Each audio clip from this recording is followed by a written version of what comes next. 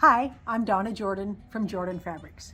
Today I'm going to show you how to make a quilt called Mosaic. I'm calling it Mosaic because it looks like artwork that's made with little pieces put back together, like in stained glass. That's a mosaic pattern. You might see that with tile work, little pieces of different color that are put closely together, perhaps with something between the colors like I've got the black here.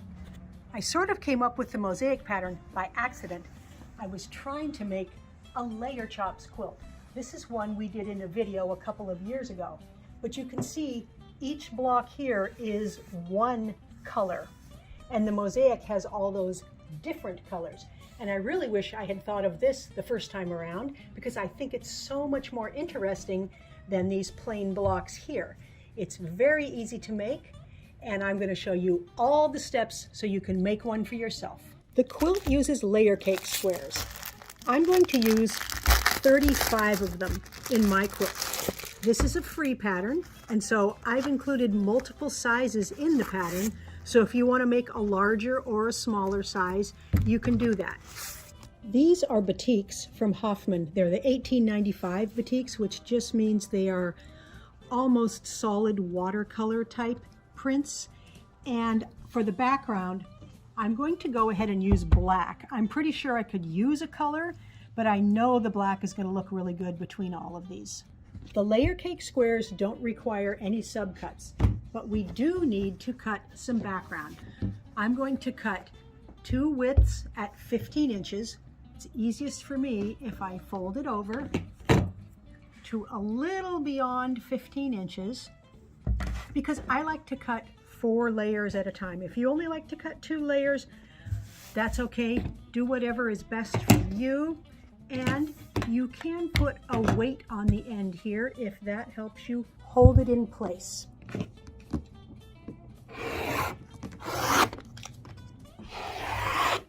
And these all get cut into 1-inch wide strips.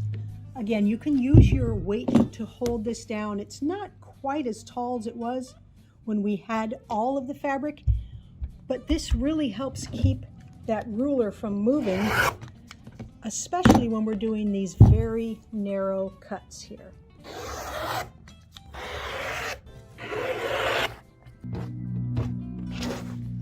Next step is to take 2 of our layer cake squares, and we want to line them up so all the edges are exactly lined up there, and we're going to make a random cut across the middle of it. So I'm not at any particular angle. I'm just going to cut just like this, and then I'm going to trade the pieces around. So I'm going to leave that one there. It's going to go with that color, and then these 2 pieces will form another block. So I'm going to line them up so the edges are lined up here, and I'm going to take a pencil. I'm using a chalk pencil, and I'm going to make a mark right across the middle here. It doesn't have to be right in the middle, but you need to make a mark so we can line up these edges. So I've got a little mark on both sides there, and let's do the same thing over here. I also need to mark the black strips here. So I'm going to take one of these, and I want to make a mark that's near the middle. It doesn't have to be exactly in the middle, but right about here. I'm going to line this up on my cutting board line there, and then I've got lines here. This line that goes across it, I'm going to make a little mark that's shy of a 1/4 inch there, and the same thing over here. So now I know those are perpendicular to these edges, but they won't show after we get the quilt block sewn together. I'm at the sewing machine here with the first block and the black strip that's going to go in the middle. So we can set this one aside, and we are going to line up that white mark with the white mark that's on the black strip there. And we're just going to use a 1/4 inch seam to sew down this one long edge.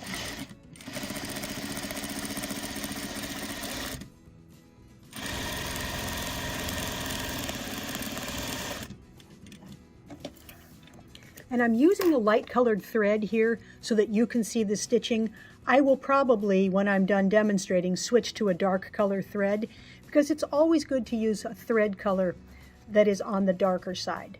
Now I want my seam allowance here to go toward the batik. So I'm going to just pull this open and draw my fingernail or my fingertip right down that seam, so I'm finger pressing it. The second half of the block fits like this. And if we put it right sides together like this, now we can see that mark there and we can line it up with the chalk mark there. The reason we're lining these up is because when we're done, our block will be pretty square again.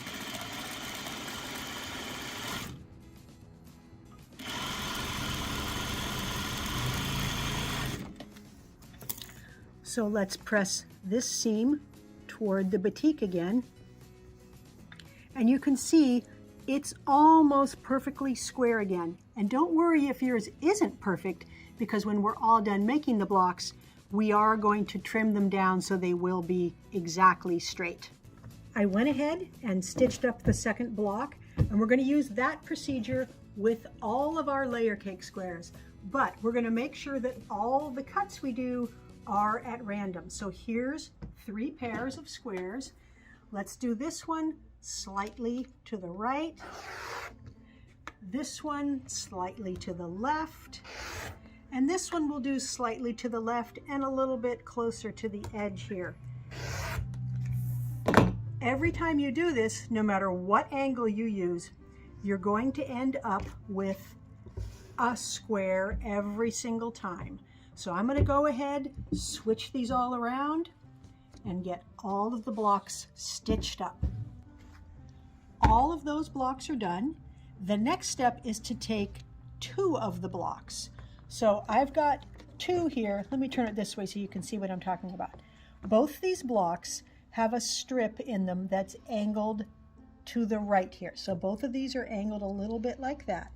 I'm putting them both right side up, and I'm going to turn them this way, and I'm going to cut them again.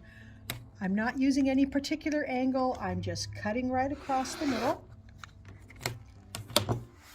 And we're going to trade them up just like we did last time.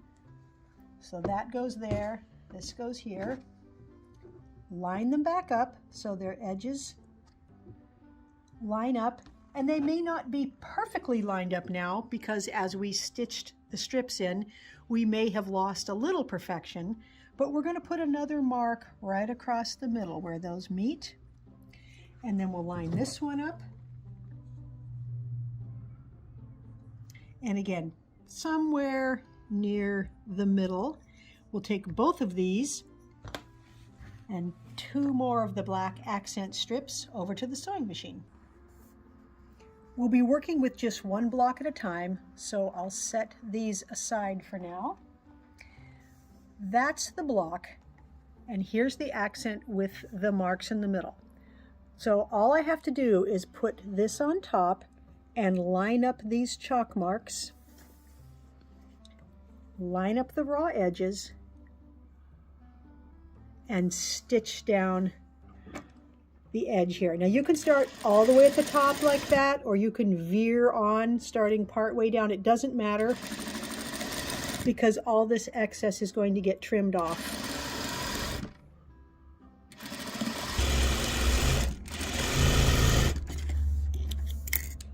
This time the seam allowance is going to go toward the black accent.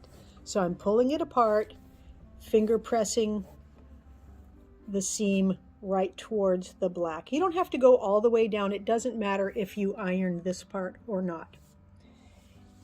Here's the second half of the block. It's going to fit on there. So I'm going to put it right sides together and then flip the whole thing over so I can again see those chalk marks. So we'll line those marks up and stitch down this edge.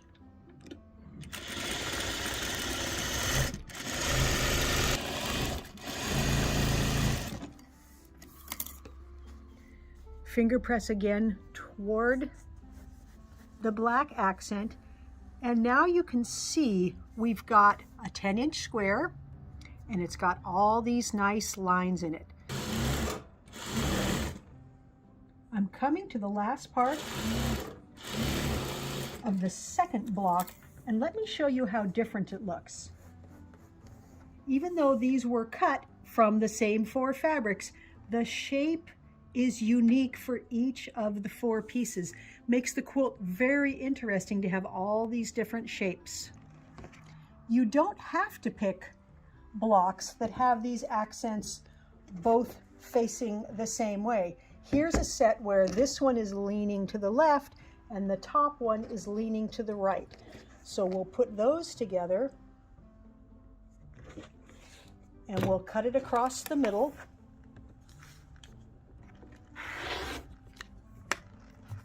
Trade up the pieces.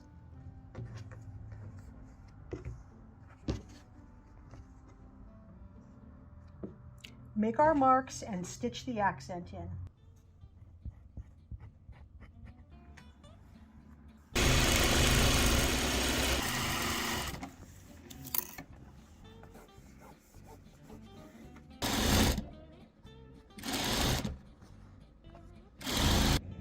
The blocks are all stitched up, they're all ironed nice and flat, and the last step is to trim these down so they're exactly square. So I've got my rotating mat here, but you can do it on your regular cutting mat, and I'm just going to trim them to 9.5 inches. So I've put it pretty much on the lines on here, and I'm going to just move in 1/4 inch here. And then we'll spin it around. We'll go 1/4 inch in from that line. And I'm going to do that all the way around, and it will end up exactly 9.5 inches square. And it won't have any of these tails left on the block. And it makes it so easy to stitch these into a quilt when they're all exactly trimmed to the right size. This is one of the parts of making a quilt that I like the best. I love laying out the blocks, and these are so fun. Every block is slightly different, and I'm just going to lay them out 5 blocks wide, 7 blocks tall, and after I get that done, I'll move the colors around so I can make sure I don't get 2 of the same color lined up right next to themselves. That's all 35 blocks that I made, and I actually haven't traded any colors around, and I don't think I'm going to. It looks pretty balanced already. Since the layer cake had so many different colors to begin with, it was really easy to get those colors sprinkled throughout the quilt. All I have to do now is make the rows, sew the rows together, get it loaded onto the quilting machine. It's time to pick a thread color, and there really is not a wrong choice here. Any color, I think, is going to look marvelous on here. We could use blue. There's a lot of shades of blue. It's going to blend in most of the spots. It'll show a little bit against the black. We could even use black. That would be quite dramatic. And even on the lightest ones, it'll show a little, but not a lot. This medium green, very good. Barely shows on the black, but I think I'm going to go with a nice dark green. This is not going to show on the black at all, and it's going to show a little on the very lightest, but not in most of these dark areas. For the quilting pattern, I'm using one called Calm Waters. It looks like ripples of water, and this looks really good with batiks, so I think it will match very nicely with the quilt we're doing today.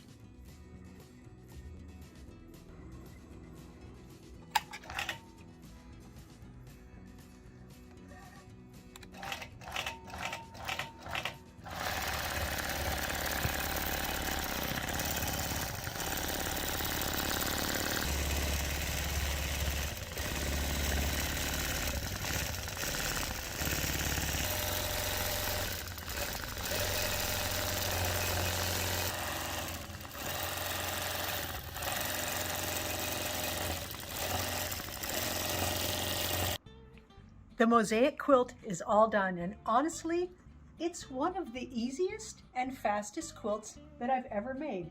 I'm very satisfied with how each block is different, and it's interesting. You can keep looking at all the different colors and how all the pieces combine together. The quilting pattern in calm waters, it really does enhance the batiks, and it doesn't fight with any of the patchwork at all. I used black on the binding. It's the same as what we used in the blocks. And the back is a dark green watercolor. You can't see the quilting, but it's still very pretty. Each of the blocks finishes at 9 inches, so it's real easy to make a bigger size quilt because each block is made from effectively one layer cake square. So however many layer cake squares you have, that's how many blocks you can make your quilt. So mine is 5 by 7, so it's 45 by 63 inches. If you get 2 layer cakes, you can make it twice as big. 3 layer cakes, 4 layer cakes, you can make all the way up to a king size. I did consider adding sashing between all these blocks, but once they were done and I laid them out, I thought it looked so good, I'm going to go ahead and finish it like that. But the blocks I showed you earlier, I went ahead and stitched those together, and I added sashing between all of the patchwork blocks. And I think it turned out really nice as well. I can't decide which one I like better. I like them both, but this is just very interesting. It looks a lot more like stained glass. I would like to know which quilt you like better, so be sure to leave a comment and let me know, with sashing or without. Now, if you like our videos and you want to support us, the best thing you can do is subscribe to our YouTube channel. That really helps us out. Happy quilting! Hi, I'm Donna Jordan from Jordan Fabrics. Today I'm going to show you how to make a panel quilt. Panels are challenging for me. I'm never exactly sure what to do with them. I buy them because they're lovely. I like all the different pictures, but I sometimes have a hard time thinking of how do I put this into a quilt. So today I'm going to show you how to make some simple patchwork. We're going to do patchwork between and around the panels so that we can make a beautiful quilt. What we need is either a jelly roll or a fat quarter bundle for the patchwork. I'm going to demonstrate with the jelly roll, but I'll give you the instructions for using fat quarters as well. We also need a background. I'm using solid white. I'm going to use 3 yards. And then of course we need panels. Now the pattern we're going to use will work for any panel because yours is probably not going to be the same as mine. Yours probably won't be the same size either because there's no standard size for panels, but the method I'm going to show you will work on any size panel. The first step is to pick out some of the strips that are going to be used in the patchwork stars. I would like to use really dark ones for those pieces. So I'll pick off what I need there, and then all of the rest of these strips, they will get used up in this patchwork. Okay, I've got my strips picked out. I need to make 24 of these units, so I've got 15 strips that I'll be using in that patchwork. And then I need 16 of these blocks, so I've got 7 strips picked out for that patchwork. Let's start with the strips we're using here. These simply get cut in half, so I'm just going to put my scissors in where the fold is and cut each one in half. Now this is a free pattern, so you don't have to remember any of the numbers that I'm giving you. You can just click the link right below the video that says free pattern, and then you can have that as a reference if you're making a quilt for yourself.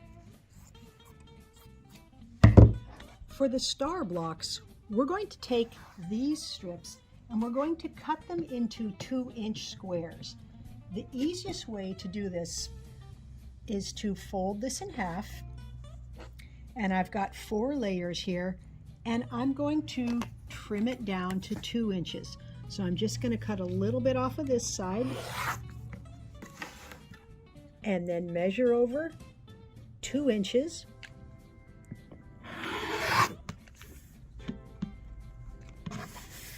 And then turn it sideways and cut it all into 2-inch squares. All of those pieces are cut. Now let's talk for a moment if you're going to use fat quarters instead of jelly roll strips. Half of a jelly roll strip, which is what we cut earlier, that is exactly the same length as a fat quarter. So this is easy, just cut some 2.5-inch strips from the fat quarter. Then to get the 2-inch squares, just cut 2-inch strips and then sub-cut them into squares. Next, I'm going to go ahead and get all the background cut up.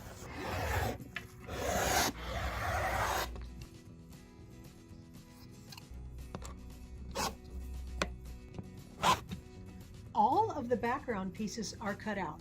We have these 2.5-inch strips. Then we have some 2.5-inch squares, some rectangles. These are 2.5 by 3, some 3-inch squares, and then some triangles. These are 4.25, and these are 7.5 inches. And again, you don't need to remember any of the sizes. It's all included in the free pattern. Let's start off with the patchwork for this piece here. What we need are all of these half jelly roll strips, and we're going to take them right to the machine. We're going to make strip units. The first unit will be one of the light background pieces, and then let's get one of the darker strips here. And we're just going to stitch down one long edge. Now, because it's only half a piece, it's pretty easy to grab both ends here, and then I can make sure I'm not stretching anything. So I'm just going to hold it way down here, stitch all the way along,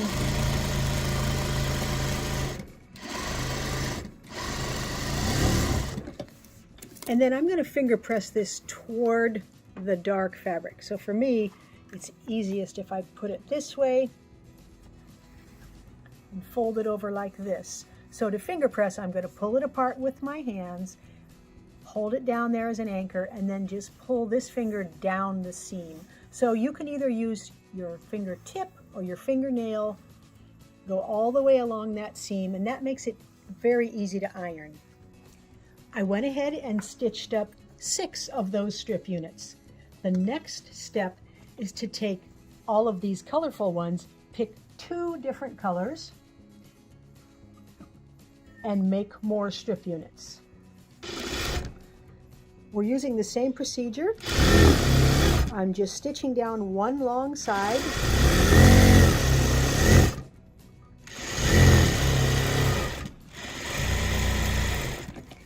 and then press the seam allowance toward the dark side on all of these. Even though the strip units have all been finger pressed, we still want to give them a quick ironing. I usually use a dry iron and then some steam, and that way I can make sure it's nice and straight and not curving as I iron. Next, I'm going to take all of these strip units that have that light background, and I'm going to cut them into 2.5-inch segments. So you can either do them one at a time, like I'm doing here, or you can set them up on your board and cut several at the same time. That saves a little bit of time overall, but whatever works for you is fine. Those are all cut out, and I went ahead and cut the other strip units, the colorful ones, exactly the same way. I'm just keeping the 2 stacks separate because we're making different blocks with each. I'm back at the machine with my patchwork pieces that have the background and one color, and all I'm going to do is take 2 of them, turn one of them around, and I'm going to stitch these back together. Now, because we ironed everything toward the dark, that intersection there, the seam allowances are going to nest, and it's going to be really easy to get these matched. 1/4-inch seam, and just press it to one side. Those blocks are all done, and I went ahead and stitched up all the colorful strip units into more of the same kind of block. They've just got 4 different colors in them. The next step is to take 2 of these colorful blocks, 1 of these with the background, and then we need 4 of the larger triangles and 4 of the smaller triangles back to the sewing machine. Here's how we're going to put these together. We're going to put this one in the middle with the 2 accent colors, the 2 background colors on the top and bottom. And then these 2 are going to go on either side of it. It doesn't matter which way you turn them. You can turn it however you like. Now the bigger triangles, we'll do all 4 of those here and here. And then the smaller triangles are going to fit in all 4 corners. So this is the shape that it's going to be. And to sew it together, we need to sew it in rows, and the rows are diagonal. So I'm going to turn the whole thing just a little bit sideways here so I can have a little more space there. So let's just leave that for the first row right there. This is going to be the second row. So the first thing I'm going to do is line up these 2 corners, and I'm going to stitch this piece right onto there.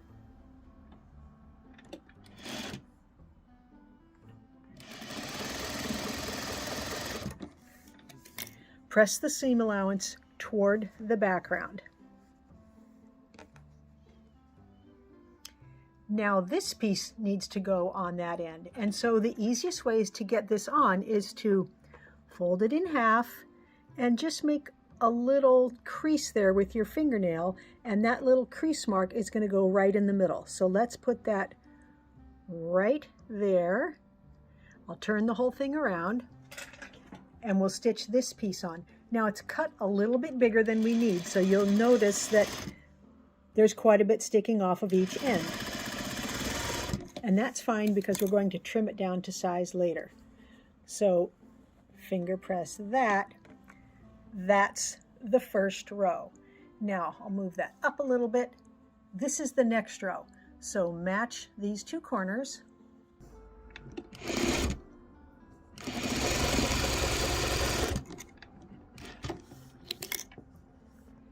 Always finger press away from the patchwork there. Now we can match these 2 corners here. So I'm going to put that on there, flip it around. So we're always matching these 90-degree corners here, and then just letting what is excess on the end of the triangle, just keep that excess hanging off the end there.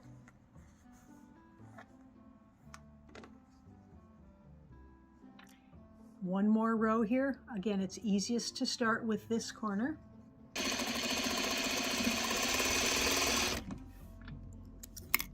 And I really do find it easiest to stitch a little bit and then put it back where it came from so I can see what piece goes next. This one has to go on there, so I'm going to fold it in half, make a little teeny fold mark that you can see, and put that fold mark right on the intersection. Then we know we've got it centered. Finger press. Now we just have to add this piece. So basically we are now sewing the rows together. So this one, you can either just center it up and leave equal amounts hanging off of each edge there, or you can again fold it in half, make a little mark. Gives me a little more confidence to know that that center is right in the center.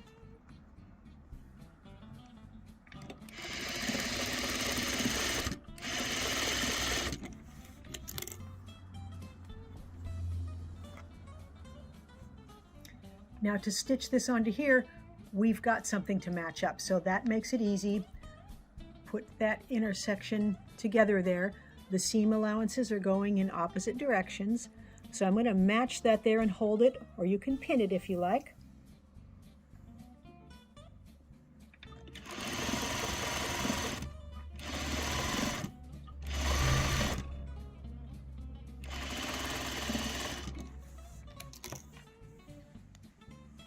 And it doesn't matter on these which way you finger press. You can press that way or this way, whichever way it seems to want to lay, because one of these is going to be going against those seam allowances. But over here, this triangle, the seam allowances want to go that way anyway. Now let's see, this one goes, I got it turned around here. That one goes like that. Again, we're going to match those two. So I'm just going to flip it like this and turn it around. Make sure my intersection is matched.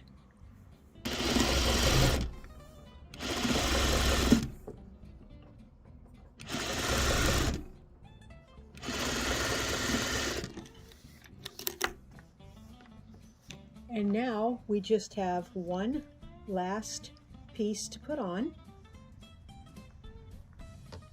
And that's this guy right here. I'll mark the center. Put that right there.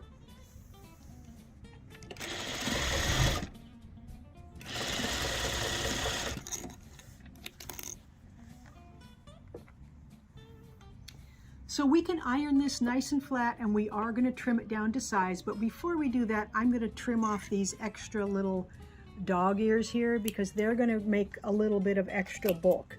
So I'm just going to take a look here anywhere we've got these dog ears. I think it's easiest to trim those off now. Then we'll get it all ironed up nice and flat. To iron this, I actually like to start from the back side. I finger pressed, but the seams are not always wanting to go the way that I finger press them. So I'm just gently making sure everything is going the way I want it to go, the direction of the seam allowance. Then I'm going to flip it over because I can feel that those are facing the way they ought to, and I'm going to make sure I've got it nice and flat and then add the steam.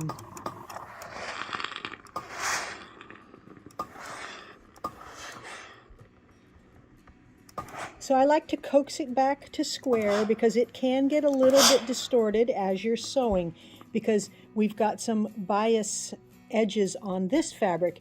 We are stitching it to a straight edge there, but it does tend to want to distort a little. So coax it back to square and then add that steam. I mentioned that this is a little bit bigger than we need. I want it 6 inches wide. So I'm going to measure 3 inches over from the middle of the patchwork here. So I'm putting this line, lining it up all the way down there, and I'm going to cut off some off this side. Then I'm going to turn it around. And you can line up on the far edge now, and that 3-inch line is still going to be in the middle there. And we'll trim off this side. That way we know it's centered and the patchwork is right where we want it. Now for the length, I want it to be 17 inches. So I'm probably just going to want to trim a little bit off of each side. Let's take a look here. Yeah, we're going just about a 1/4 inch beyond this patchwork here. So I'm going to put my 1/4 inch line on the tip of the patchwork, and I'm going to make sure that this line is on the edge. So I don't want it turned like this. I'm still a 1/4 inch away, but it's crooked. So you want to turn that so one of these lines is on the edge there. And then you'll know you have it nice and 90 degrees. Then we can turn it around and measure 17.5 inches over this way. And that should give us just a little bit beyond the patchwork there, which is perfect. The first patchwork section is done. To make the star blocks, we need to start, we need 4 of the rectangles, and we need 8 of these squares here. So it doesn't matter which colors, you can just pull up a variety of them. Here's how we're going to make the points for the stars. Take one square and put it in the lower corner here. And we want to sew from that tip to that tip. So I'm just going to aim here. I'm putting the needle right at the beginning of the square, and I'm just aiming towards the far end. If you've got this tape that you can put on your machine that has lines on it, or if you want to draw a line straight from your needle straight down, you can use that also. If you're using the tape, it's a little bit easier because you put the needle at the first tip there, and you leave this corner on the red line, and as you sew, you leave that right on the line. You can also draw on the back of your squares. Some people prefer to draw a line on the back there because then you have confidence that you're stitching exactly where you want it stitched. So then just stitch right along that line.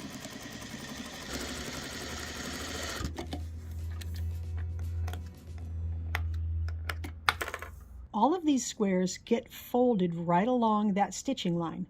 I'm just going to finger press it right now, and then I'm going to trim off the back 2 layers so that I don't have all of that bulk. So that's what that looks like.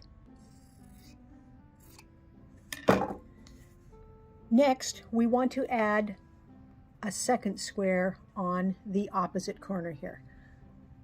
So line everything up there,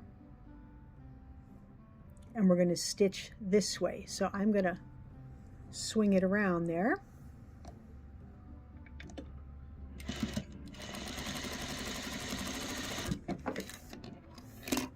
And again, this is going to get folded over. You'll see all the corners meet. Finger press it a little bit, and then trim off those excess layers. The next step is going to be a little bit easier if these are nice and flat. Let's take our points, 4 of these small squares and 1 of the big squares, to the machine. All we have to do is put the plain background in the corners, and then the points surrounding that big square. And basically we just have a 9 patch now, so we can make 3 rows and then sew the rows together.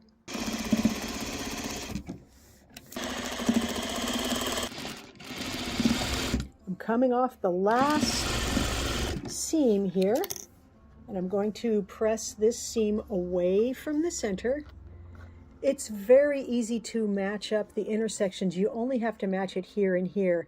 And because these are what I call floating stars, the tips are way far away from the edges, and these intersections are also away, so you don't have to try to match right to there. So I'm going to go ahead and get the rest of these stitched up. All of the patchwork is done now, but before we move on, these blocks also need to be trimmed down, and we're going to trim them to 6 inches square. So again, I'm going to put the 3-inch line on the intersection right where those points are there, and I'm going to trim off this side, flip it around. Now you can measure 6 inches over from that edge, and then we'll do the same thing to these 2 sides. So line up right in the middle there, turn it around, and we will have a very nice 6-inch square. We're ready to cut out our panels.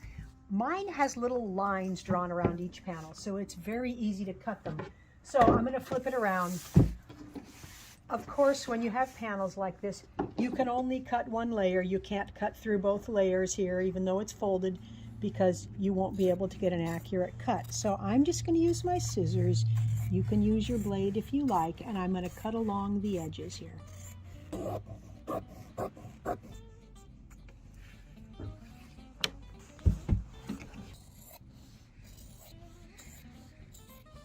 I've got 9 panels cut out, and the next step is to iron it. We want to make sure it's nice and flat.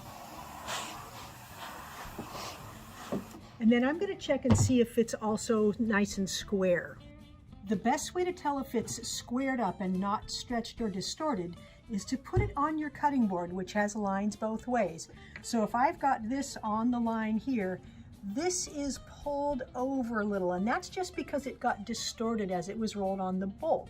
So I'm just going to stretch it a little bit like this and re-iron it. This is not very crooked, so it's only going to need a little bit of further ironing. You'll see that some of them might be really distorted, and if that was the case with this block, I would probably take a spray bottle and spray it so it was quite damp, then make sure I get it eased back to square, and then re-iron it so it's nice and dry.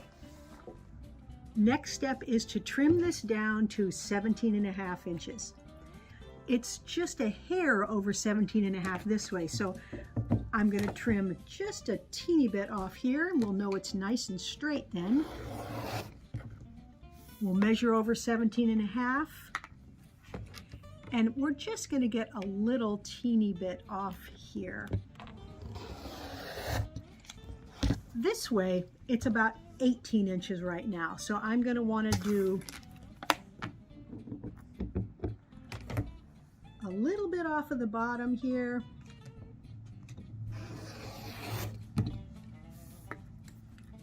And we'll get a little bit more off of the top, about a ½ inch. The panels are all trimmed to size, and depending on what color your panel has on the edge and your background here, you may be able to skip the next step. But for me, my colors are very close, so I'm going to add something in the middle. I've picked a dark accent color, and I'm going to cut it to 17.5 inches wide and then subcut it into 1-inch strips.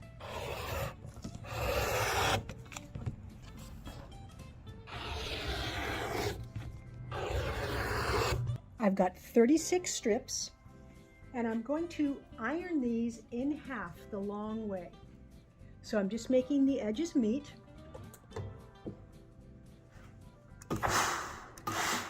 Fold it in half the whole way down. I'm here at the machine with one of the panels and 4 of these folded accent pieces. So I've got the raw edges here, and I'm going to keep them even with the raw edges of the panel. So the fold is over here, and I'm going to stitch it on using slightly less than a 1/4 inch seam. And I'm using a thread color that is the same color as the accent. So I'm stitching this on now. It's going to get stitched again when we put the patchwork on, but I want this to be right exactly where we want it. I just don't want that seam to show after I do my next seam that has the patchwork. That's why I'm using just a teeny little seam allowance here. This is just to anchor it in place. It's kind of like a basting stitch.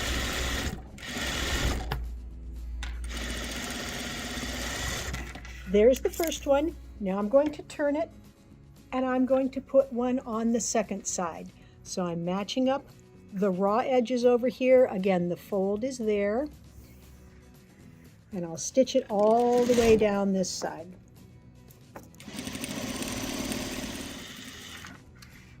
Once you have that on all 4 sides, we're going to stitch one more time all the way around. We're going to top stitch, so I'm going to stitch very close to the edge to anchor this down.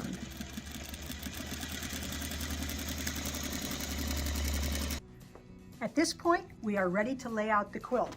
But before we do that, I want to talk a little bit about what we do if your panel is a different size. The star blocks require no modification at all. These are going to be the same whether your panel is bigger or smaller. The only thing we have to change is this section here. We need this to be the same length as your panel. So if your panel is a little bit bigger, the easiest way to modify this is to add a little bit of background on the top and bottom. If your panel is smaller, there's a couple things you can do. You can use only 2 of these patchwork squares. Again, you can still adjust it by adding a little bit on the top or the bottom, or you can take your panel and you can sew a border all the way around it so that it ends up 17.5 inches, and that's the length we've got right here. The layout is very simple. Let's start with the big blocks, and we'll leave a little space on the outside and a little space between them, and that's so we can put the stars here and around the edges, and then these patchwork guys in between. There.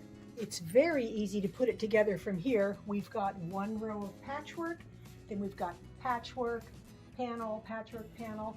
For the second row, we'll keep making those rows. We'll get it all stitched together. Then we can load it onto the quilting machine. I've got the quilt loaded onto the machine, and I need to pick a thread color. I'm going to use one of these blue shades. I can't go real dark because I think it might fight with these big panels, but I'm pretty sure one of these medium blues will work well. So that won't show it all in there. Very light on there. Let's look at this darker one, see what it's going to look like. All right, that's going to show a little bit. Won't show in there. I think we better go with a lighter one. So we've got one more that's even lighter. Now this is going to look more like a white on here. I don't think we'll be able to see it. We won't be able to see it at all there. We'll be able to see it a little bit there. I think I'm going to go with this one. That should look the best. For the quilting pattern, I've found one that has daisies. It's called Daisy Days, and these look a lot like the flowers that are in many of the baskets on the quilt.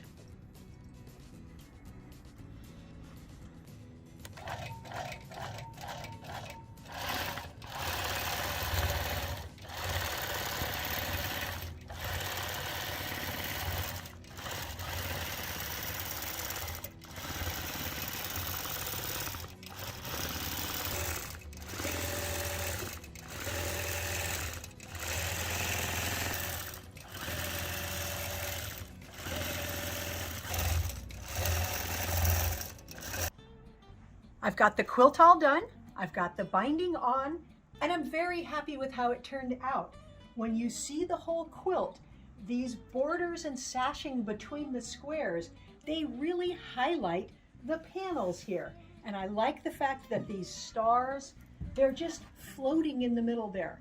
In fact, having all this background around all of the patchwork, it tends to make the panels pop out more and this not overwhelm the panel here. This little teeny border, it's called a flange border, and this is really the only way that I could successfully get a border that little around these panels. If I would have tried to cut a 1-inch border and then stitch it on, it's very difficult for me to get that sewn up and have it nice and straight. I used that quilting pattern with the daisies. And the thread, it's a contrasting color thread on the back side. It's a light blue. I love how these daisies match with the daisies that we've got in most of the panels there. I wanted to show you how to use the same method to make a border around a different size panel. This is a great big panel from Hoffman. So I made some stars. These go in all 4 corners. And then I made patchwork, the same kind of patchwork we used earlier, but I made more of the squares. So it's the same method, but just longer. So you can see here, the border here is not quite as long as the panel. It's a little bit short here and a little bit short at the top. The easy way to fix that is to cut a strip of the background that's exactly the same width as your border and put a little piece on each end. That's what I did here. Now it's exactly the right size. You have options when you do this. I didn't use a jelly roll for any of this patchwork. I just used one fabric. I used this one here. It's got a lot of colors. And this square here is one big square. It's also not patchwork. So keep in mind, you've got options. You can use one fabric, you can use jelly roll strips. There's just a lot of ways to finish off your panels with this patchwork and make a beautiful quilt. Now, if you like our videos and you want to support us, the best thing you can do is subscribe to our YouTube channel. That really helps us out. Happy quilting! Hi, I'm Donna Jordan from Jordan Fabrics. Today, I'm going to show you how to make a quilt called Mini Petals. This is a free pattern from Robert Kaufman, and it's great as a beginner quilt. It's going to be easy to make, but the result doesn't look like a beginner quilt. All we need are 2 sets of charms, 1 yard for the background and the little inside border, and 1 yard for the outside border and the binding. I get a lot of questions asking, what is a good beginner quilt? What would be the best pattern to make for my very first quilt? Of course, you can take charm squares and just sew them into rows and sew the rows together and make a very pretty quilt. Today, we're going to be doing something similar, but we're going to add something to each of the corners before we sew the squares together. Now, by adding something to the corners, it's going to make the quilt look a lot fancier. It's not going to look like a beginner quilt, but adding those, it's like a skill builder, because those corners, that technique is something we will use in a lot of quilts that we make. I use it all the time. So let's go ahead and get our background cut and get started. I'm going to take my 1 yard of background fabric right to the ironing board, because before we do any cutting, we want to make sure that this is absolutely flat, so you can feel if there's any wrinkles in it, and then just give it a nice steam pressing. The next step is to cut some 2.5-inch strips. We need 10 of them. Since this is a free pattern, you can click the link right below this video and you can get the pattern for yourself, so you can use that as a reference. Now, when I'm cutting, I like to use a little dumbbell here to hold my plastic ruler to keep it from sliding. That makes it easier for me to get accurate cuts.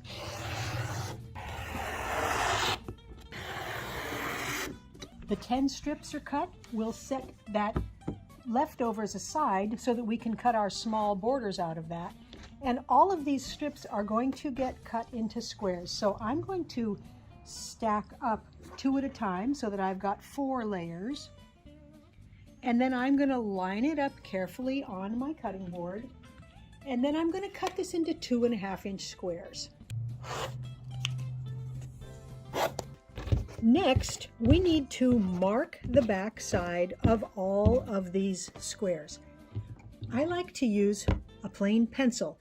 If you had real dark squares, you could use a chalk pencil like this white one here, but this will work on mine. So I'm simply going to put my ruler from corner to corner and then make a light pencil line right across the back of all of them. I've got all my charm squares and my marked background squares, and I'm here at the sewing machine.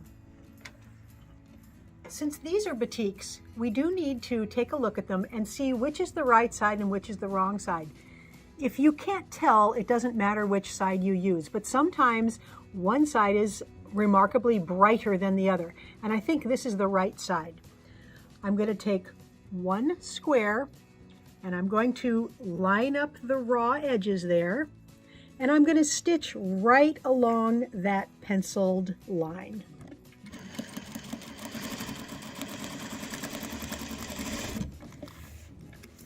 Then I'm going to turn it around, take another square and put it on the opposite corner and stitch one more time.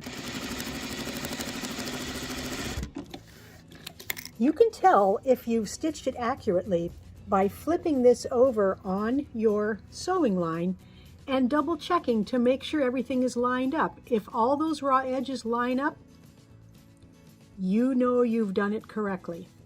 So let me give you a demonstration if your sewing is not perfect.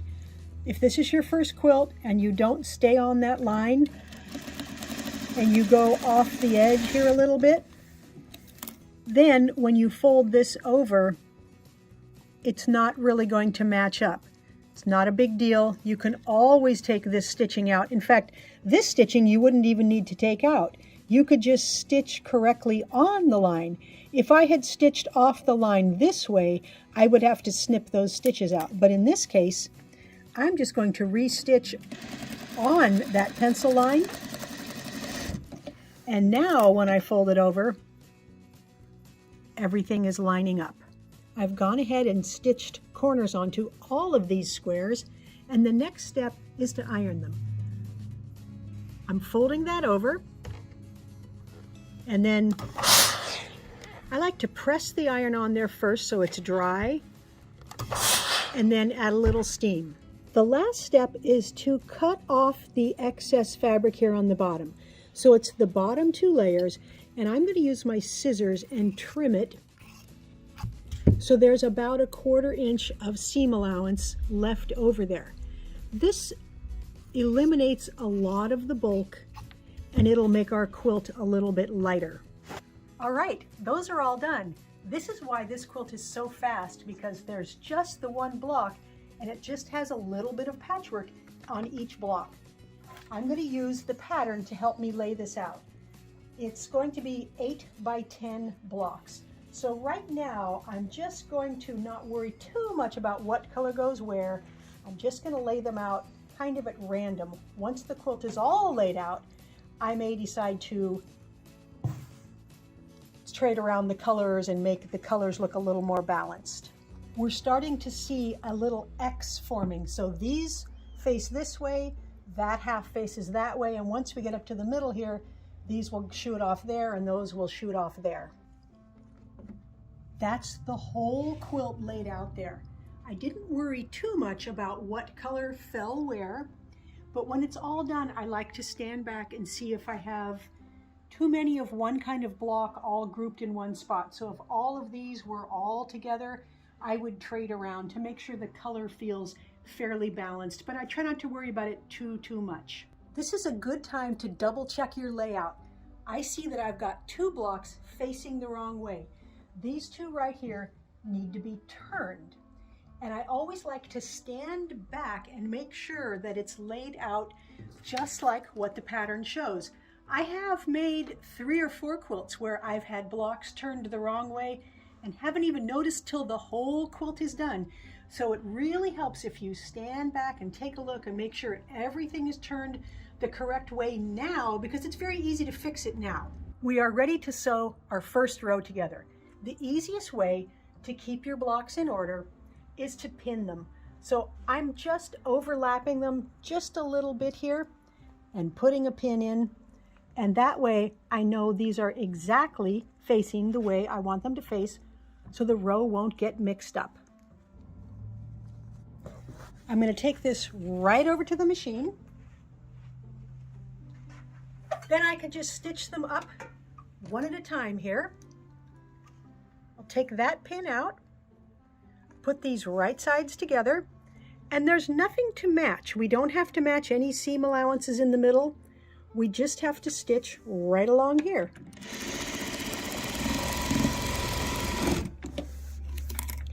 And let's finger press this seam allowances to the right. So we'll do that for every seam along here.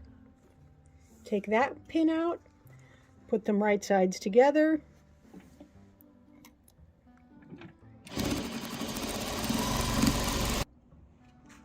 There's the entire first row. The second row, we're going to use the same procedure, but this time we will press the seam allowances to the left, which is the opposite way we pressed all of these. When we come to the third row, we're going to go to the right, the fourth the left, and we'll keep alternating all the way up. Here's the last row. All of the rows are now stitched together, and let me show you why we alternated the directions when we did the seam allowances. I'm going to take these first 2 rows, put them right sides together, and take them right over to the sewing machine.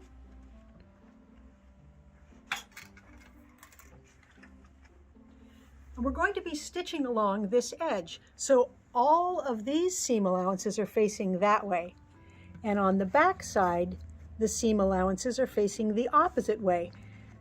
That means when I put these together here, they're going to nest, so they're going in opposite directions. It's going to make it really easy to get that intersection to match up. So I've got the edges even there, and I'm just holding it. I can feel with my hand, you can even peel it back to see if those are lined up.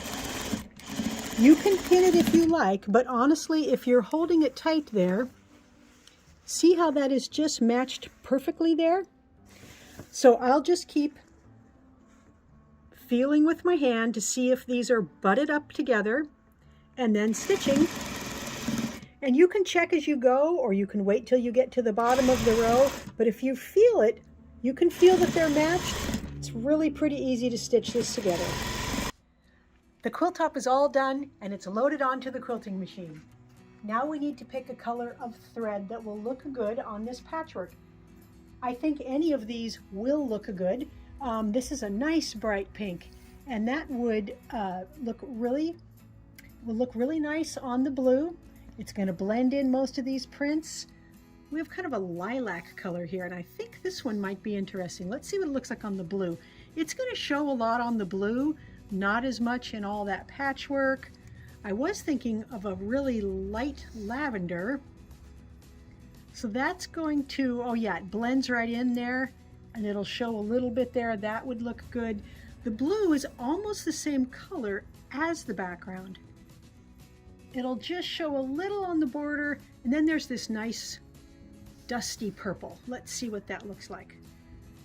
All right, it doesn't show very much there. It's very compatible. I'm going to go with the dusty purple. For the quilting pattern, I really wanted to do something with flowers. This is called Blooming Things, and it's kind of a tropical bloom, and I think that will look really good on the prints we're using in the quilt.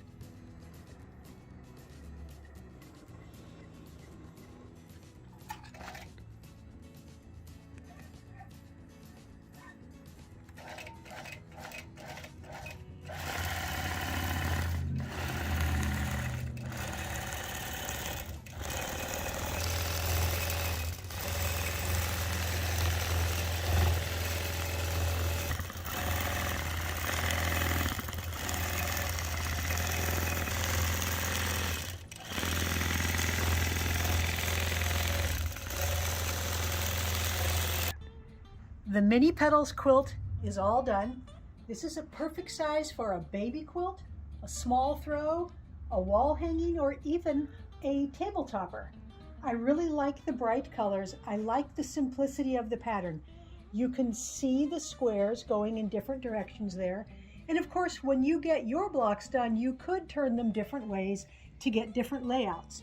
You could even try putting all of the dark colors in the middle and then blooming out towards the lighter ones around the outside. You can see the quilting pattern just a little bit if you look closely. It's just a shadow of those big flowers. On the back side, I used this coordinating batik from the Meadow Fresh collection from Robert Kaufman. That makes a great back. It looks not as nice as the top, but it looks really nice. And we've got purple binding on there. It's exactly the same binding that's on the border, and I like that sometimes. It just makes a nice, calm, dark frame around the whole quilt. Now, if you like our videos and you want to support us, the best thing you can do is subscribe to our YouTube channel. That really helps us out. Happy quilting! Hi, I'm Donna Jordan from Jordan Fabrics. Today, I'm going to show you how to make these fun applique leaf blocks. We're going to use these to build a table runner. And we need fat quarters to make the blocks with. So I have this group of grunge fabrics from Moda, and they're all fall colors. We only need 5 of them, so let's pick out the colors we're going to use. My fabrics happen to be fall colors, but you do not have to use only fall colors for your leaves. You also don't have to use solids or almost solids. You could use batiks or prints, but you want to pick out 5 that have a little bit of contrast. So those 2 are a little too close. I like that. That's nice. And I think we'll go with those 5 right there. The first step is to iron up our fat quarters. It's always a good idea to iron fabric before you cut it. And for applique work, I also use steam to make sure these are completely flat, because we will have a better outcome with our appliques then. The next step is to cut out the squares we need for the backgrounds. And because this is my pattern, I can give you the sizes we need. And we need 2 8-inch squares. So this is a free pattern, and we have it available as the first link right below this video. And if you're making this project at home, I would recommend that you use that as a reference. We'll set this part aside for the leaves. And we're cutting 2 8-inch squares from this piece here.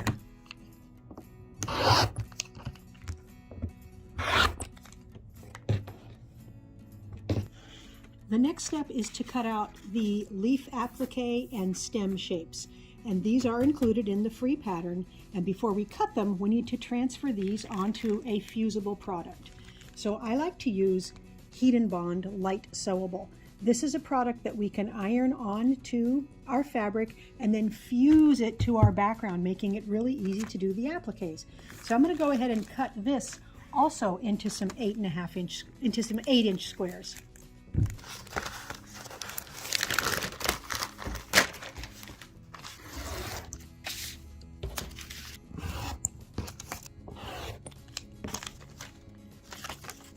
This material has a bumpy side, that's where the glue is, and a paper side, and we want to draw on the paper side. So we're going to put this right over our templates, and I'm just going to trace these lines with a pencil. And even if my tracing isn't perfect, it doesn't matter, because I will be able to even out the edges when I do the cutting. Take one of your leftover pieces and we're going to put it on the ironing board with the right side down. Then we're going to take our fusible and we're going to put it on top of the back of the fabric. So remember, the glue dots are down. They are up against the fabric. I'm using a medium heat setting and it's dry. There's no steam, and it takes about 2 seconds in every spot to make sure that this is all completely fused on there. Now we can go ahead and cut out these shapes. So I like to use a nice sharp pair of scissors, and I'm just going to cut along the lines. And again, if my drawing wasn't perfect, I can even it out right now with the scissors.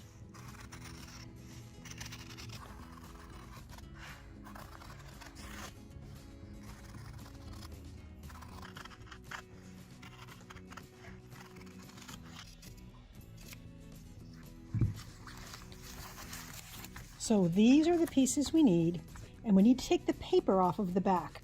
It's pretty easy. You can just rip a little bit of the edge there, and the paper ripped, and then this will peel right off. See how it looks kind of shiny on there? That's the glue that's left on there.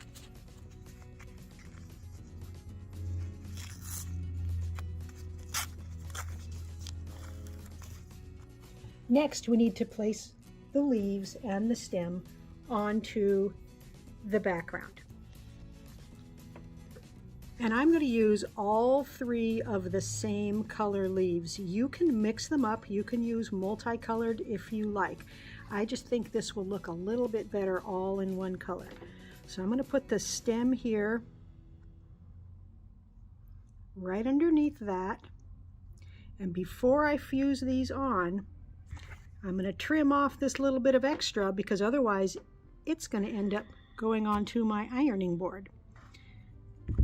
So this is also very easy to get these on here. You can just kind of tack it down with your iron, then hold your iron down. If you're using a different kind of fusible, it may have other directions. Some of them use steam, some you put a press cloth over, but this one's particularly easy. All we have to do is put that medium hot iron over everything for a few seconds, and it's glued right on there.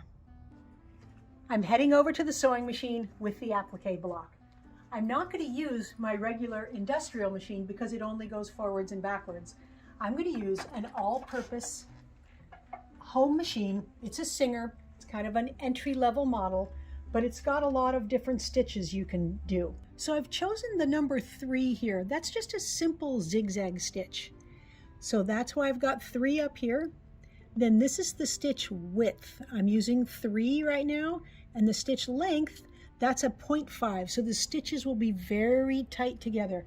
And I always do a practice piece before I start on my actual work, so I can make sure the stitch looks like what I want. Every time I applique, I put a piece of paper under here, and that stabilizes the fabric, so it keeps it nice and flat. Let's see what it looks like here.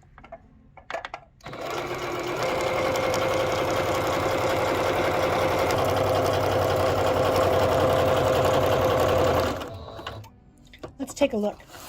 That is a nice width. So that is going to outline everything. It almost looks like we drew on there with a marker. So I like that stitch size there. Now when you applique, you want to try to sew with the needle hitting right outside your fabric and then covering up quite a bit of it. You can't tell once I've stitched, but that's what I'm trying to do. Since this is ironed on, it really doesn't matter if you go too far towards the edge, but I still like to cover as much of this piece as I can and have the needle hit right outside the edge there. I've got my square here on top of the paper. The first thing I'm going to stitch is the stem. I'm going to head all the way toward that top leaf.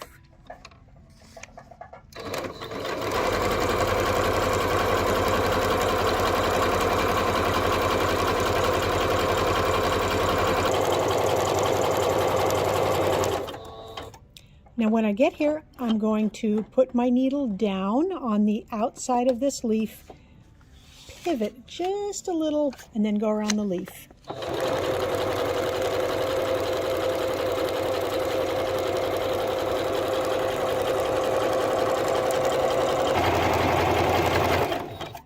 As I come toward the tip of the leaf there, I'm going to sew all the way to the edge and then put my needle down.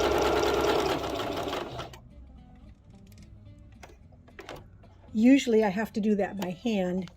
Then I'm going to lift the presser foot and pivot around, put the presser foot down again, and then keep going.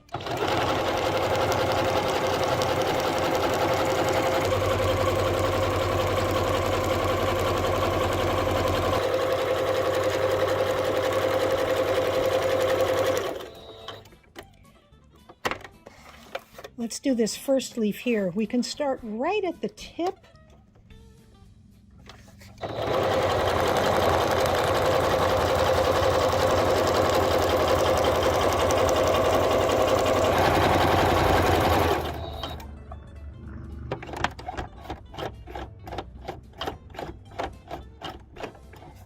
And I frequently find myself hand doing several stitches like that.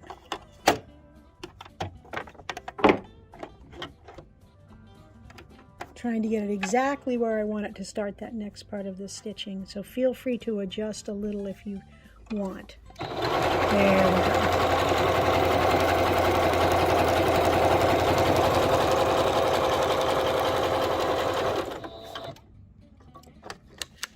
That's what it looks like all around the edges of the leaves. They do look nice, but it'll look a lot nicer if we add some little details in here, some little veins. So I'm going to change the stitch. I'm going to use it a little bit narrower. So instead of 3, I'm going to use 2.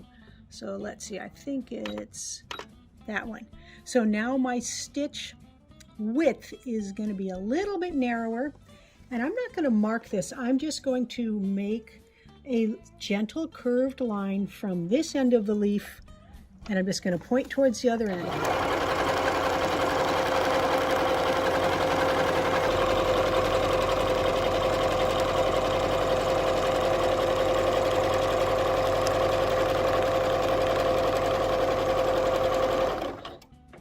Keeping that same width, I'm going to do the other 2 leaves. And I really feel like it's better to not mark them because you want them to look a little bit abstract, and you know every leaf is slightly different anyway.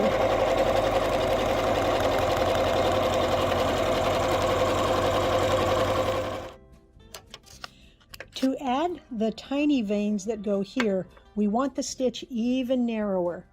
So let's move this down to 1 for the stitch width, so it's even narrower. And again, I'm not going to mark these. I'm just going to make some lines like this, start right at the center, and just make a gentle curved line.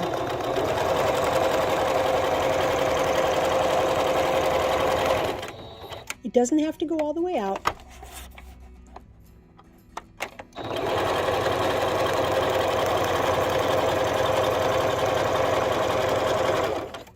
And I think 2 or 3 on each side of the center will be enough.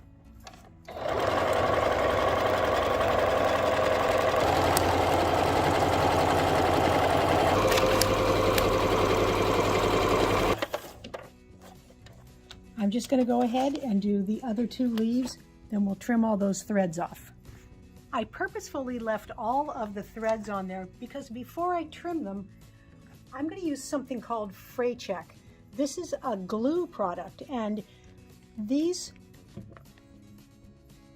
threads here, they're not back tacked or anything, and they could come undone. So everywhere I stopped and started stitching, I'm putting just a tiny little dot of this fray check. It dries clear, it doesn't leave a big lump of anything, but that will keep all these threads from coming undone. Even if we use this table runner over and over, put it in the wash, this will make it very durable. That just takes a few moments to dry, and I can trim all of these threads now without fear of pulling out any stitches.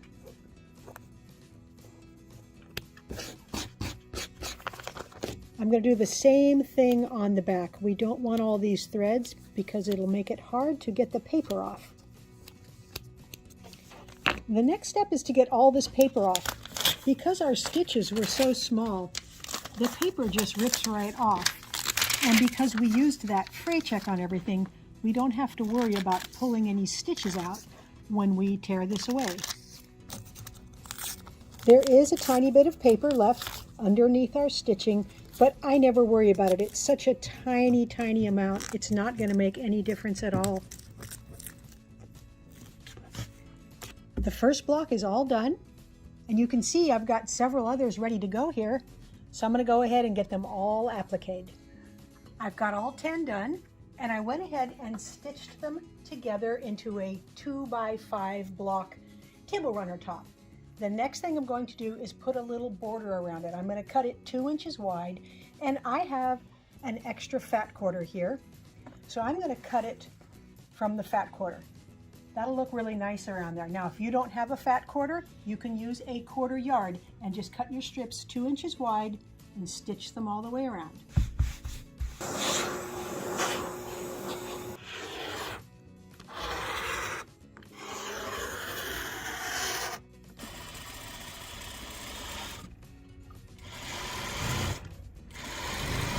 The border is stitched all the way around, and now we need a backing for this. If you're going to use yardage, you need 1.25 yards because it turned out about 18 by 40.5 inches. I have 3 extra fat quarters here from my bundle, so I'm going to take these fat quarters and I'm just going to sew them side by side, and that will give me enough for the backing. I've got the back on, it's all quilted, and the whole table runner is done now. The binding just took 1 more fat quarter, or of course you could use a 1/4 yard. So there's 10 of the squares.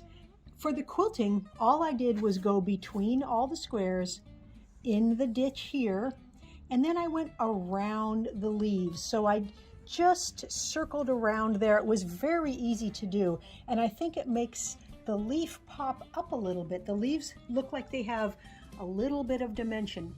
The back side, the quilting is showing. You can see those leaf shapes there, and we've got the 3 different colors, and I think the back side is very interesting as well. I like the binding with a slight contrast in color, but not a lot different. So the runner turned out 18 by 40, which is a nice size for the middle of your table. You could also hang it up and use it as a wall hanging. It's very easy to make it bigger, just use more fat quarters. Now, if you like our videos and you want to support us, the best thing you can do is subscribe to our YouTube channel. That really helps us out. Happy quilting! Hi everyone, I'm Donna Jordan from Jordan Fabrics. Today I'm going to show you how to make a Bargello wall hanging. And it's kind of a faux Bargello, because instead of being made with a lot of little pieces, it's actually made with long strips that all come from just one fabric. This is the print that I used. It's a variegated fabric, so that means it's got color change along its width. Sometimes it's referred to as ombre. So we're seeing more and more of these from lots of manufacturers. This is one from Banyan Batiks. It's a batik and it's got lots of different colors of purples and blues. This one is from Hoffman. It's not a batik, it's a print, but it's got different colors different little color stripes. It's very interesting. This green and yellow citrusy colored one, again, another batik from Banyan. I've got some Robert Kaufman batiks here. They have a lot of different colors, and this is the one I'm going to try to make for you today.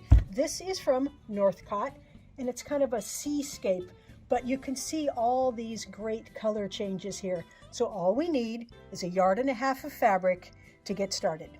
All right, first things first.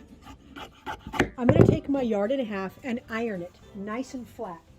It's always good to know that there's not going to be any wrinkles, because then all the strips we cut will be very easy to work with. Now I want to cut off these selvages. So I'm just refolding it with those edges nice and straight. And I like to fold this over a couple of times. And I'm just folding it so I can fit it onto my cutting board. So I've got the bottom edge, everything lined up here. And I'm just going to turn it, and I'm lining up this far edge on one of the lines. And now I know that I can cut this off and it'll be nice and straight. So I'm just going to get beyond all of the selvage, cut that off. Let's go ahead and open this back up. So I've got, the fabric is folded like this, but this fold here is going to be on a line on our cutting board. So it's lined up really straight with that line there. We're going to cut this into a series of strips. And keep in mind, this is one of our free patterns. So you can click the link below the video and get this pattern. I would strongly recommend, if you're going to make this, to do that so that you don't have to memorize these numbers. But here's what we're doing. We're going to do a 3-inch, a 2.5, a 2, a 1.5, and then a 2. So that is the series. Then we're going to start over. We're going to do another 3, another 2.5, and we're just going to keep going. We'll start by making a clean cut here so we have a straight edge to start with. And I like to hold my ruler down with a dumbbell. It's a little 5-pound weight, and that keeps it from sliding. So our first strip is 3 inches wide. So I'm just going to move this over 3 inches, put my weight back down, the 2.5, there's the 2, and I'm just going to keep cutting the rest of the fabric.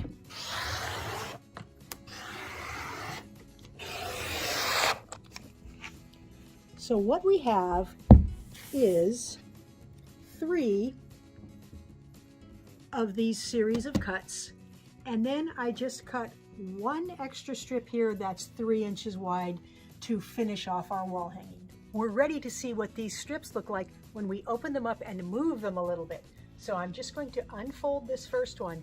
I'm going to slide it up pretty far on the table so I can see most of it. I can't see all of it because a little is hanging off. Now the second strip, I'm going to unfold it, and I'm going to move it down 4 or 5 inches. So you can see already the pattern starting to move. The next one will go down just a little bit, and these are at random. There's no particular order, so maybe I want to go back up a little bit. I'm just trying to make an interesting pattern with the colors here. So I will put the numbers that I am moving them, I will put the inches that I'm moving them in the free pattern, but this is one of those that you can do on your own. You can make it look interesting, like I've got blue going down. Now I want the blue to start going back up quite a bit. And you can adjust them once you're done. Whoops, I lost one there. You can adjust them once you're done. You can make them go a little bit higher, make them go a little bit lower. So this is where your own creativity will come into play. Just start laying out the pieces and move them down a little bit for a couple of strips, and then go back up. And maybe you want a big trail going down. Just see how much fun this can be. That is the last strip. In the free pattern, I've got measurements, so if you want yours to look exactly like this, it'll tell you, move your second strip down 4.5 inches. It'll have measurements so that you can move each one to look just like this. But remember, it's a very abstract pattern, so you don't have to use these exact measurements. You can make it sort of freeform. Next, we need a straight edge to put across our strips here. I'm using a 4-foot stick, but you can easily use your 24-inch ruler and just keep moving it down. So I'm going to make little marks on the edges of these strips. So I'm using a white chalk pencil and I'm making a line that is 1/4 inch or less on both sides.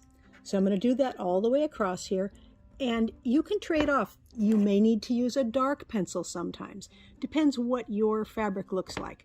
But everywhere you've got 2 strips coming together, we're going to make little marks. They're all marked.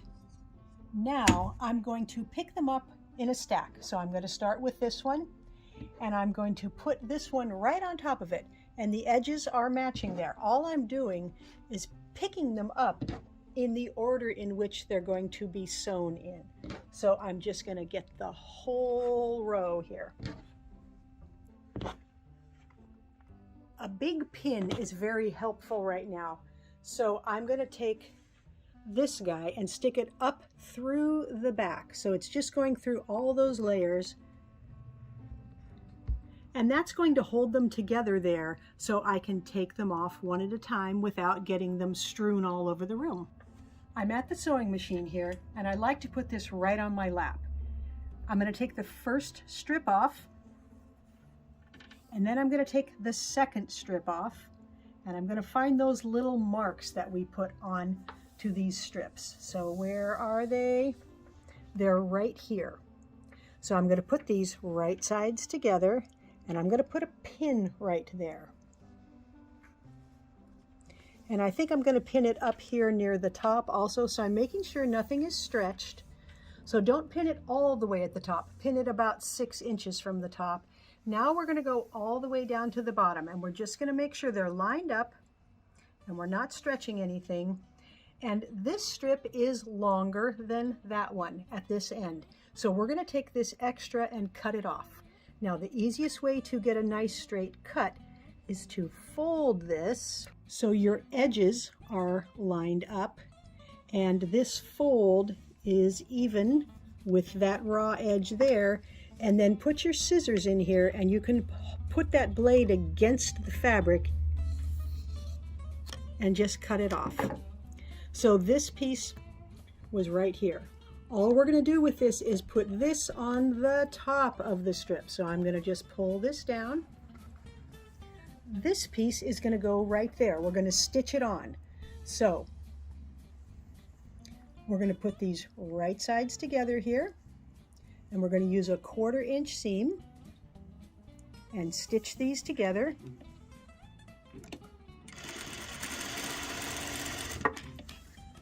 And I'm going to finger press that seam down. I'm going to finger press all the seams I do down. And then we're going to lay this on top of here, and it's going to end up 1/2 inch shorter than this first strip because the first strip does not have any seam allowances in it. Now we're going to stitch this on. We'll trim that up at the very end. So all I'm going to do is stitch a 1/4 inch from the edge all the way down here. It's already pinned, so it's very easy.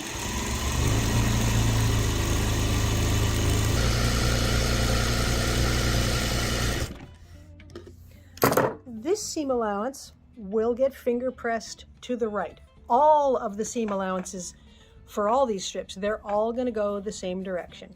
So I'm just going to go all the way down there. So I'm holding it open with the palm of my hands here and pulling my fingernail or just the pad of my finger down the seam. This makes it a lot easier to iron later on. Now we're ready to add the next strip. Take it off of your pin there. This edge goes up to the top, and we need to find those marks again. There's one, and there's one. So I'm going to put them right sides together and put a pin in. We'll straighten this out. Put a pin near the top, not at the top. And then just smooth this all the way down. And it is helpful if you put a pin a couple inches from the bottom. Then we'll fold this up again. So I'm making sure I've got it folded with the edges lined up there, and that the fold is right on the bottom, and then we'll trim it. So I like to put this little piece back where it came from. It came right like that, and then slide this up to the top, because that is how I want it on there. I don't want to get it turned around. I want it just like this. And these are going to go right sides together, just like that.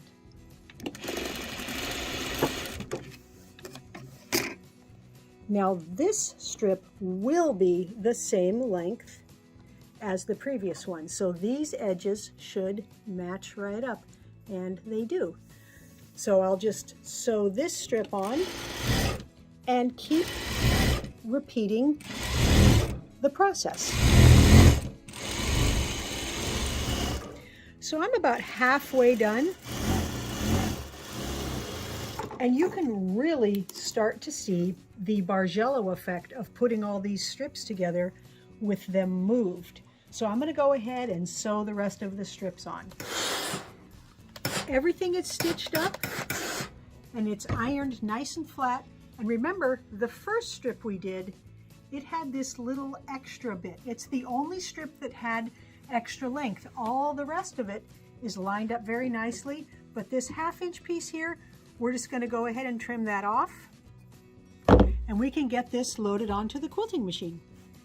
I've picked 3 thread choices, all of which would look really nice on the Bargello. I think you could go with any of these, but let's just take a look. So this is kind of an aqua blue. It's going to blend in really anywhere. Now this is a little bit extreme. That's going to show up in these really light areas. Still look really good. And you could even go with this light brown color. It's going to blend in pretty well even in the dark areas. But I think I'm going to go with the aqua blue. For the quilting pattern, I'm going to go with bubbles because the fabric in the Bargello, it looks like a seascape, and I think this will be the most compatible.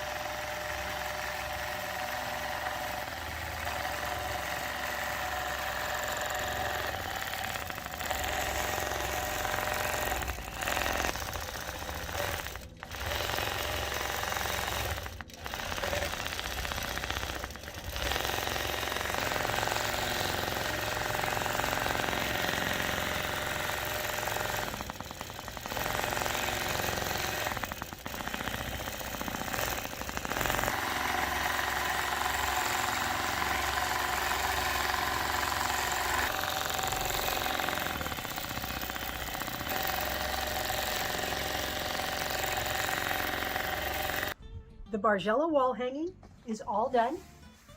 It's very easy to see all the movement here. It's strong in this area where we've got a big color change between the dark blue and the browns here, and a little more subtle up at the top because the change isn't quite as dramatic.